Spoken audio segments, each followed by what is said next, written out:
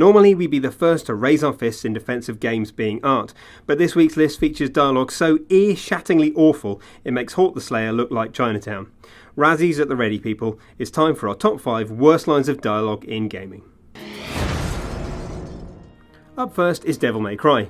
There's plenty of scenery-eating dialogue in Capcom's original Demon Hunter, but this bit is our favourite. As Dante cradles Trish's apparently lifeless body, crushed by grief, facing the end days, he articulates his complicated feelings thusly. I should have been the one to fill your dark soul with light! With what, sorry? Light? Oh, light. Oh, right, okay. And even if Ninja Theory handled the character stuff way better in the reboot, there's still time for a knowing earful of cave-aged cheddar. Here's Furious Potato Mondus explaining his plans with all the subtlety of a brick to the gonads. I will control the world through debt. Oh. I have absolute power. Yeah, we got that bit. The world is at last your bitch. We know! As am I. Nothing left but to grab it by the hair, bend it over and... Easy, Tiger. That's not on the spreadsheet. A DLC package, Dante's Fiscal Easing, is on the way. Let's be honest, nobody expects a shooter about chainsaw-voiced, semi-sentient cupboards to have gentle exposition and the thoughtful script of a Wes Anderson film. But this bit from Gears of War 2 is like taking a bath in scalding hot liquid stupid. Control, do you read me? Are you saying this? Oh, I'm sure she probably did, Marcus. We've also just received topside confirmation that Elima City, the entire city has been sunk right at your position. Anya, it's a giant worm. Yeah, I think she saw. They're sinking cities with a giant worm. She just told you that? Jesus Christ. Good old Bethesda. Playing their games, you'll often find yourself immersed in a sprawling open world, absorbing lovely creative mythology and wondering at the sheer scale of your freedom. And then you try and have a conversation and it all turns to ask. I hope I can help. Sorry? What?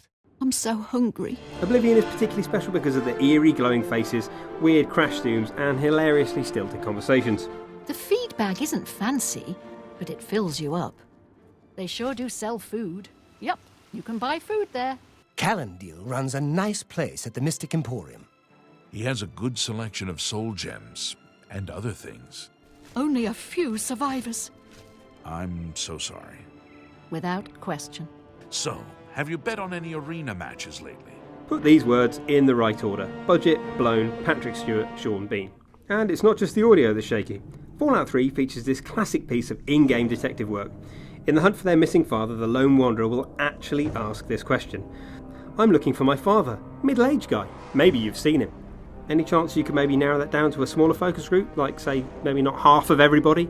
The only place in the Capital Wasteland where this would work would be in the child-run town of Little Lamplight, and that's the only place you'd never need to ask it. Yeah, that's nice. Scram.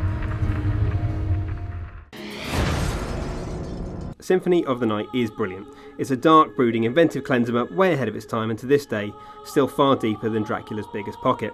That doesn't mean, however, that the opening isn't one of the most excruciatingly awkward face-offs in gaming. Let's let Richter and Drax do the talking. You don't belong in this world. It was not by my hand that I'm once again given flesh.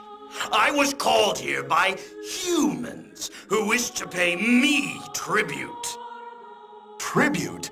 You steal men's souls and make them your slaves. Perhaps the same could be said of all religions. Ooh, controversial. What is a man? A miserable little pile of secrets. Yeah, well, your mum. But enough talk. How about you? No, this cannot be. Well, it is, and that's what you get for messing with humans. Don't open that door! And if you guessed this one will be here, you may award yourself one green herb. Resident Evil passed into legend despite dialogue more frightening than any zombie.